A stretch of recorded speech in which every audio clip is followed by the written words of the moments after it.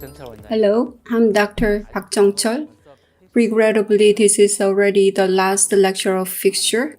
As this is the last lecture, I try to make it more informative, and I hope you would enjoy this lecture. Let's begin.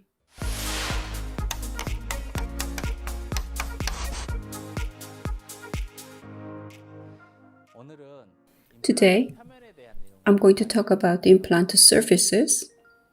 If you look at the advancement of implant surfaces, let me explain in the chronological order. Surface of implant. The first generation surface was a simply cut, machined surface. The second generation surface was made rough to increase the surface area.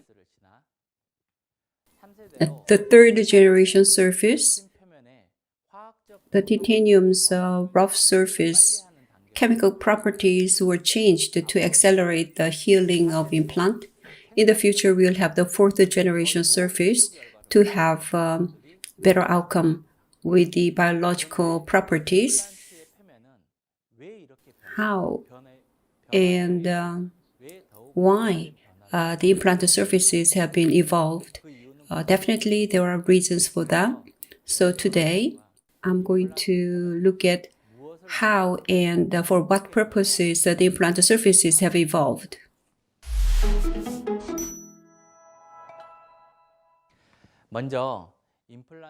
First, let's look at the first generation implant surface.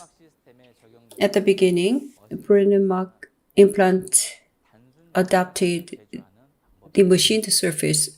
Just the titanium was cut for the surface. Due to the property of titanium metal, it forms in a living body a stable oxide layer which delays elution of titanium ions, improves biocompatibility, is strongly corrosion resistant to blood or saliva, leading to osseointegration without a special treatment on the surface. The roughness of machined surface is determined by the cutting and the strength of titanium. It differs from journal to journal, but the average machined surface roughness is about 0.5 to 0.8 micrometer. The smooth machined surface success rate is about 80%. Under today's criteria, the figure is very worrisome. To enhance the success rate, the second generation implant surface emerged.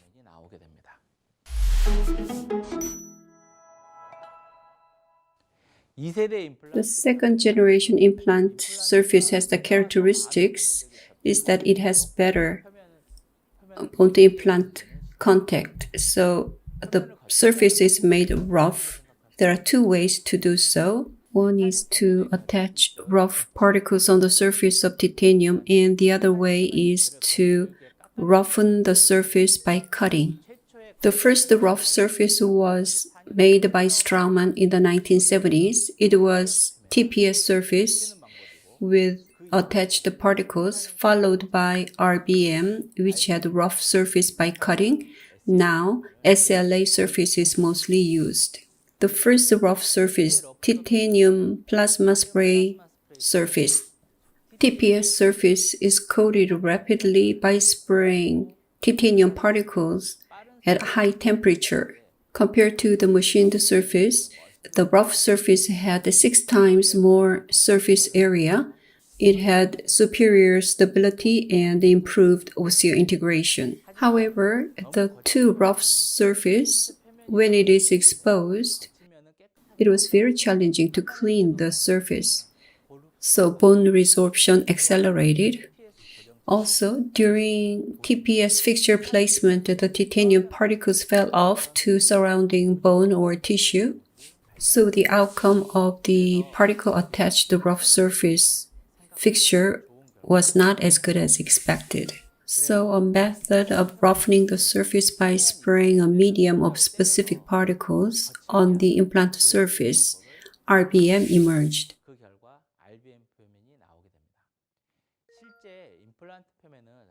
What you're seeing is the blasting on the surface of implant in this video. a certain medium is sprayed on the surface of implant. After the blasting, the smooth surface is turned into rough. But there's variation from paper to paper.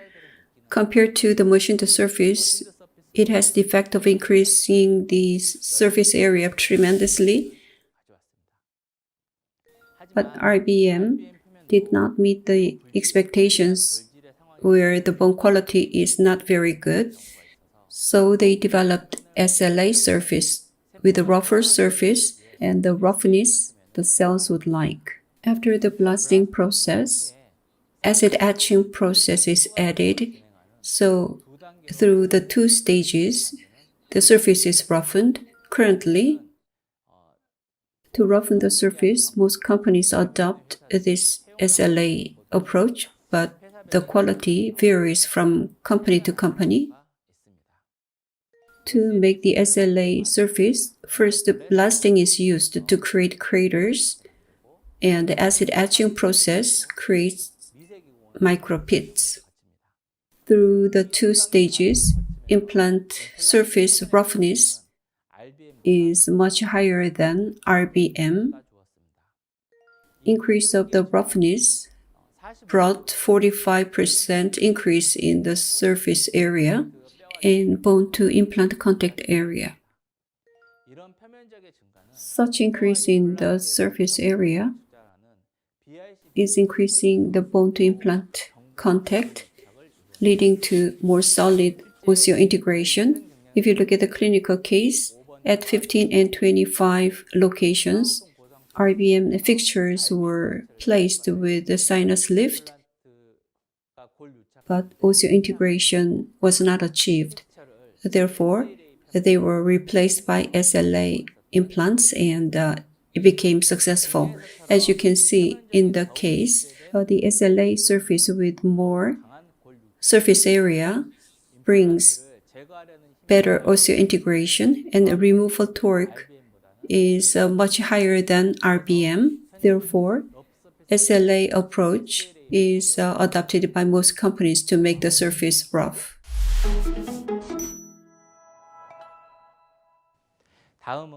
Next, the 3rd generation surface.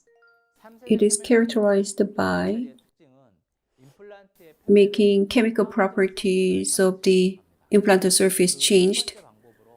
The first method is to use HA, hydroxyapatite, which has the same composition as bone, to facilitate osseointegration. Plasma spray coating is used, or a nano-HA coating, or nanocalcium phosphate coating is used. The second method, hydrophobic implanted surface, is turned into hydrophilic property so that blood can adhere to it. Regarding those two, let me explain. First method, HA coating. As you can see in the picture, HA powder is sprayed on the titanium surface to do the coating.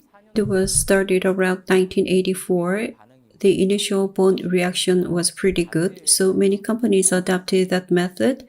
However, 5 years post-op, the coated layer dissolved in the body, so they fell off. Such implants became mobile and fell off. Therefore, they no longer made the implants anymore. If you look at here, I placed HA-coated implant at number 36 in 2011. 7 years later, in 2018, the patient came back complaining the mobility of the implant. There was no gingiva inflammation or no bone resorption on X-ray. When HA coat is detached, usually no sign of inflammation or bone loss. Superstructure is removed. Fixture driver is connected. With a force of about 10 Newton centimeters, the fixture was turning. Super hydrophilic implant was placed, which will be discussed later. There's hardly any bone loss, and the fixture was cleanly removed. As the coated layer was absorbed, the fixture was removed very cleanly. The second way of using HA, more uniform coated layer can be made to increase the adhesive strength of the coated layer. If you compare these two coated layers, left layer shows much more uniform layer, which increases the adhesive strength. Therefore, fixtures do not need to be removed as you saw in the clinical case before. The second way to change the chemical properties of the surface is to provide super hydrophilicity to the rough surface to enable the blood wetting property. Fast blood clot formation enables early osseointegration. Locally on the market are Osstem CA-BA, Straumann SL active products. Compared to the conventional surface, blood wettability is much better.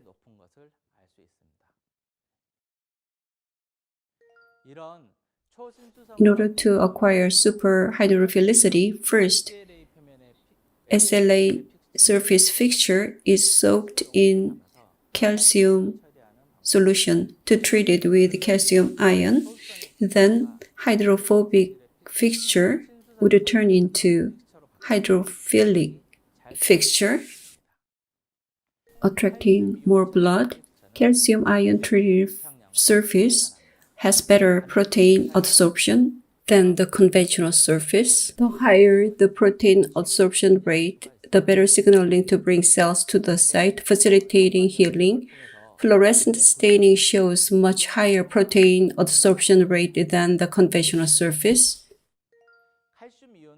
The third characteristics of the calcium ion treated surface is more blood clot formation in larger area. As was explained in the previous lecture of implant healing, better blood clot formation leads to better formation of fibrin network, resulting in more stable and faster healing. Compared to the conventional surface, there is a big difference in the blood clot formation. We can expect faster and more stable healing than the conventional surface. The second way to increase hydrophilicity is the Osstem's BA surface. The SA surface is ultra-thinly coated with a bioabsorbency HA, and hydrophilicity surface technology is applied to increase early osseointegration performance, 30% improvement over the SLA surface. The degree of hydrophilicity determines the wettability of the fixture surface. The highest wettability is seen on the rightmost fixture, which looks wet with moisture. The fixture with increased hydrophilicity has very high blood adhesion property. This combines the advantages of SLA surface and HA bone response to improve healing and shorten the implant healing process.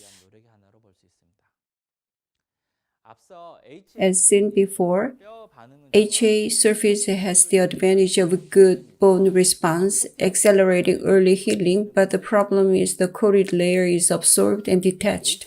By using ultra-thin HA, the detaching issue is addressed, and the ultra-thin coat of HA is absorbed by the bone remodeling process.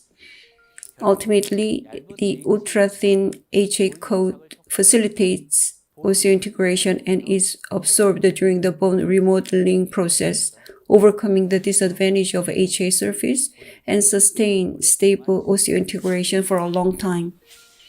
At the end of the day, the reason why we come up with this surface is that, as discussed in the previous lecture, the secondary stability process is facilitated and made more stable. By increasing bone-to-implant contact, more stable osseointegration can be facilitated as the surface treatment technology is evolving. Recently, other specific material is used for the coating to develop superhydrophilic surface technology. The blood wettability is accelerated. Going one step further, protein attachment ability is further increased. It will affect the cell formation, which affect the healing. More than 90% improvement in terms of protein adhesion compared to SA. So this way, the surface treatment technology is evolving quite rapidly. Blood clots can be more stably maintained in wider area, contributing to the osseointegration. Depending on the treatment done on the surface, there is a big difference in terms of the blood clot formation. Compared to the conventional surface, the advanced surface makes much more blood clots. Over time, you can see the difference of blood clot formation between these two in the containers. The blood clot formation facilitates the bone formation, shorten the implant treatment time. As discussed in the previous lecture, the implant healing curves, the secondary stability curve will become steeper, accelerating the healing time. Let's summarize the third generation surface treatment. Fixture surface chemical properties are changed in terms of changing the hydrophobic property to hydrophilic property. Then why do we need a hydrophilic surface? This is related to the previous lecture, implant healing process. Osseointegration is based on the formation of the blood clots and the new bone formation. Cells come into the site. New bone is formed between the implant and bone, and they get integrated together. At this time, if the implant surface is highly hydrophilic, blood easily attached to the surface, and protein will attach more. The signals to call cells in there will improve, and the energy on the implant surface rises, making the environment favorable to the cells. Ultimately, the time for secondary stability, the osseointegration time, will be shortened to reduce the time for implant treatment. To achieve these objectives, many companies made a lot of efforts, and I've explained such efforts and how development has been made toward that end.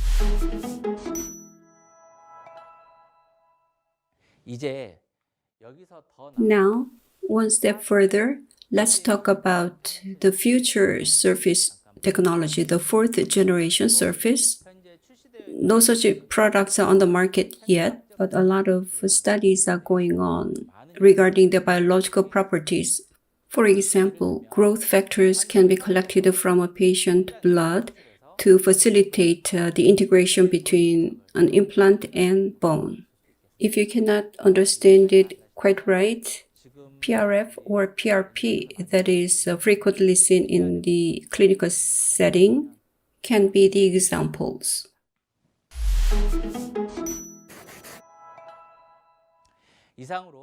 This concludes the discussion on the fixture surface. Let's briefly summarize what we have talked about today. Implant fixture surface can be divided into 4 generations. The first generation, machined surface. The second generation, the rough surface to increase the surface area. The third generation surface is changing the chemical property of the surface to facilitate the osseointegration. The fourth generation is working on the bioproperty of the surface. For the future, the development of the fixture surface aims to shorten the osseointegration secondary stability period to accomplish the stable healing. That is the purpose and meaning of the changes. Through 3 lectures, we talked about fixtures. What do you think? Fixture design and surface changes have contributed to stability and implant healing. Through the lectures, if you learn to choose appropriate implant fixtures for your patients, successful implant treatment has already begun. I hope you will have great opportunities. Thank you for staying with me until the last moment. Thank you. 끝까지 함께 해주셔서 감사합니다.